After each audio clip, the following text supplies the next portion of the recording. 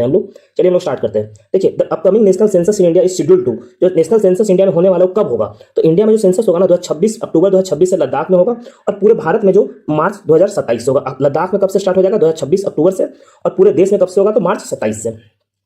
अब देखिए, census India has been conducted regularly, मतलब भारत में सेंसस कब से हो रहा है? तो भारत में सेंसस 1881 में हो रहा है, ठीक। 1881 में भारत में सेंसस स्टार्ट हो गया था रिपन के टाइम पे।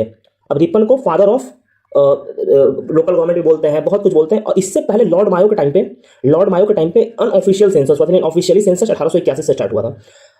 Under which constitutional provision census placed as union subject? अब यूनियन सब्जेक्ट में सेंसस को किस कैटेगरी में रखा गया है? तो entry number 69 union list 7 schedule article 246। आपको ये चारों याद होना चाहिए कि पहला बात तो सेंसस किस में? तो यूनियन लिस्ट में है। अगर यूनियन लिस्ट में तो कौन सा एंट्री में है? एंट्री नंबर 69 में। अगर आपसे आर्टिकल पूछे तो आर्टिकल कितना है? तो आर्टिकल 246 है। इस तरीके से देखिए कवर करना कितना, आपको एक लाइन में कितना डिटेल मिल गया आपको।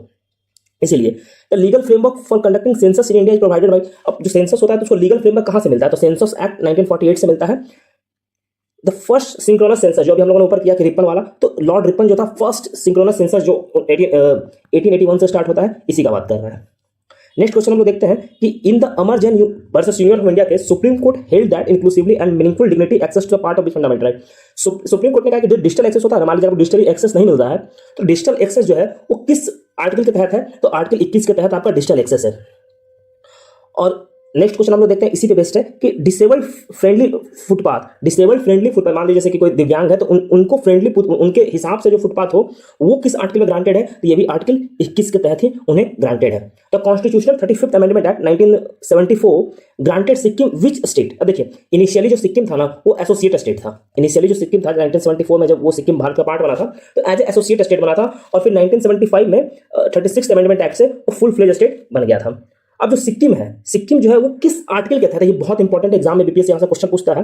तो आर्टिकल 371F, याद रखिएगा, जो सिक्किम है वो आर्टिकल 371F से है। अब यहाँ मैं थोड़ा सा डिफरेंट आर्टिकल एक्सप्लेन कर देता हूँ। जैसे आर्टिकल 371A, तो मैं 371A को सिर्फ ए लिख रहा हूँ, ये आप ध्यान रखिएगा। आर्टिकल 371A जो है वो नागालैंड के लिए है।